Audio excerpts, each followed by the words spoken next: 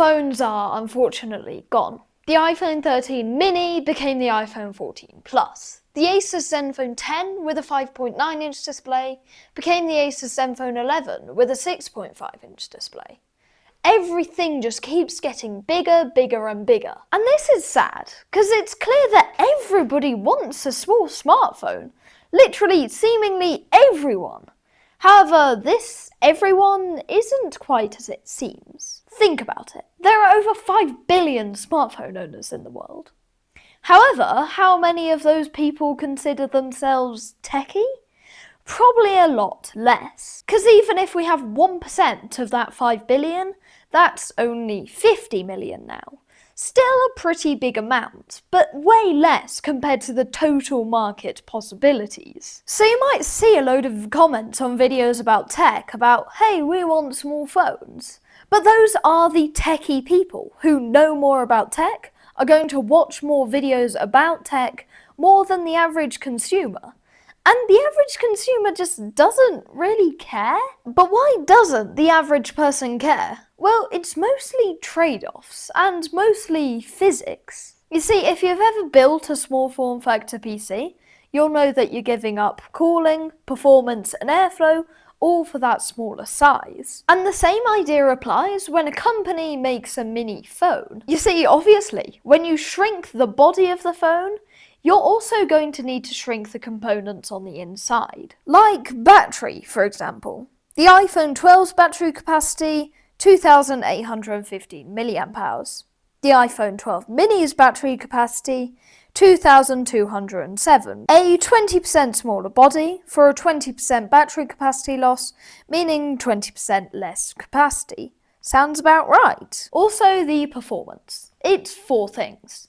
Less body, less surface area, less heat dissipation, more overheating. Cameras too.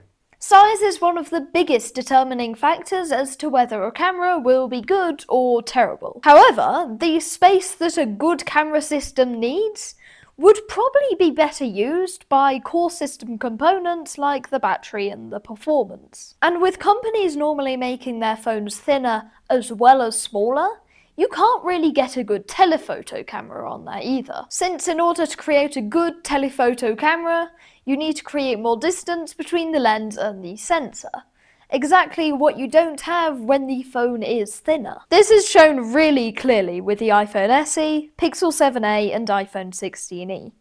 Even just shrinking the phone slightly, you can see that cameras are often the first thing to be sacrificed. It's all technically possible to get a great camera on a small phone, but you would need to shrink batteries and cooling capabilities in order to achieve that. Also, if you ask 75% of consumers whether they could have 2 of the exact same phones, but one's kind of small and one's huge, they'd probably still pick the big one, even if there were no drawbacks to the small one. People of course use their phones for so many things now. I'll just list some things now.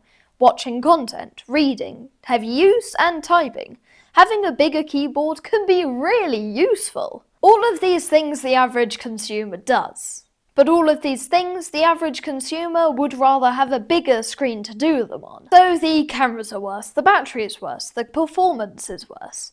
And not that many people would want to actually have the smaller screen, other than the few benefits of being able to type with one hand and it being more manageable to hold. So surely the price must match the spec sheet, right?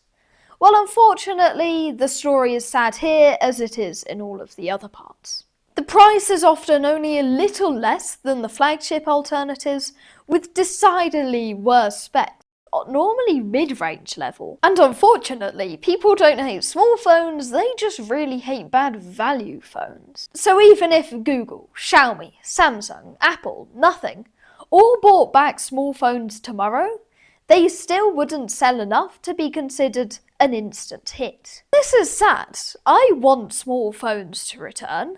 But do I love them that much that I would sacrifice battery? I love battery. So, honestly, I don't know if I would. But hey, maybe some company could try it one day. Anyway, that's all for this video. If you did enjoy, I'd greatly appreciate if you could subscribe and also go watch one of these 2 videos here. Bye!